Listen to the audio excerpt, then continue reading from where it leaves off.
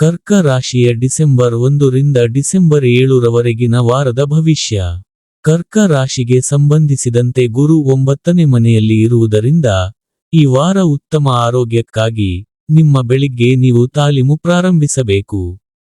ಏಕೆಂದರೆ ನಿಮ್ಮ ಬಗ್ಗೆ ಒಳ್ಳೆಯ ಭಾವನೆ ಮೂಡಿಸಲು ಇದು ಉತ್ತಮ ಎಂದು ನೀವು ಅರ್ಥಮಾಡಿಕೊಳ್ಳಬೇಕು.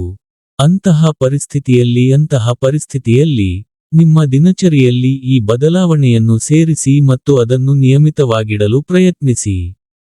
ಕೆಲವೊಮ್ಮೆ ನಾವು ಹಣದ ಮಹತ್ವವನ್ನು ಅರ್ಥಮಾಡಿಕೊಂಡಿದ್ದರೂ ಸಹ ನಮ್ಮ ಹಣವನ್ನು ದೋಷರಹಿತವಾಗಿ ಖರ್ಚು ಮಾಡುತ್ತೇವೆ.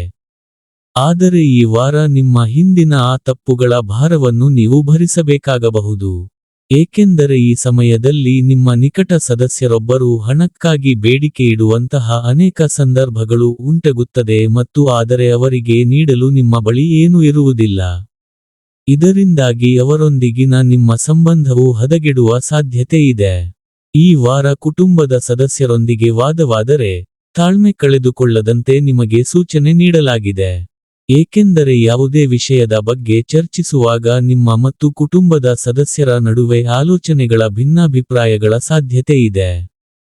ಚಂದ್ರ ರಾಶಿಗೆ ಸಂಬಂಧಿಸಿದಂತೆ ರಾಹು 8ನೇ ಮನೆಯಲ್ಲಿ ಇರುವುದರಿಂದ ಯಾವುದೇ ತಿಳಿದಿರುವ ಅಥವಾ ನಿಕಟ ಅಥವಾ ಸಂಬಂಧಿಕರೊಂದಿಗೆ ವ್ಯಾಪಾರವನ್ನು ಆರಂಭಿಸುವ ಮೊದಲು ಅದರ ಬಗ್ಗೆ ನಿಮ್ಮ ಆಂತರಿಕ ಭಾವನೆಯ ಮಾತನ್ನು ಖಂಡಿತವಾಗಿ ಕೇಳಿ. ಏಕೆಂದರೆ ಚಿಕ್ಕವರೆಂದು ಪರಿಗಣಿಸಿ ಅವರ ಸಲಹೆಗಳಿಗೆ ನೀವು ಪ್ರಾಮುಖ್ಯತೆ ನೀಡದಿರಬಹುದು, ಆದರೆ ವ್ಯಾಪಾರವನ್ನು ವಿಸ್ತರಿಸಲು ಅವರು ನಿಮಗೆ ಯಾವುದೇ ದೊಡ್ಡ ಸಲಹೆಯನ್ನು ನೀಡುವ ಸಾಧ್ಯತೆಯೂ ಇದೆ. ಶಿಕ್ಷಣ ರಾಶಿ ಭವಿಷ್ಯದ ಪ್ರಕಾರ ಈ ವಾರ ನಿಮ್ಮ ರಾಶಿಚಕ್ರದ ವಿದ್ಯಾರ್ಥಿಗಳು ಶಿಕ್ಷಣದ ಕ್ಷೇತ್ರದಲ್ಲಿ ಅನೇಕ ಅವಕಾಶಗಳಿಂದ ವಂಚಿತರಾಗಬಹುದು. ಇದರಿಂದಾಗಿ ನಿಮ್ಮ ವರ್ತನೆಯಲ್ಲಿ ಆಕ್ರಮಣಶೀಲತೆ ಹೆಚ್ಚಾಗುವುದಲ್ಲದೆ ಕಿರಿಕಿರಿ ಉಂಟಾಗುವ ಸಾಧ್ಯತೆಯೂ ಇದೆ.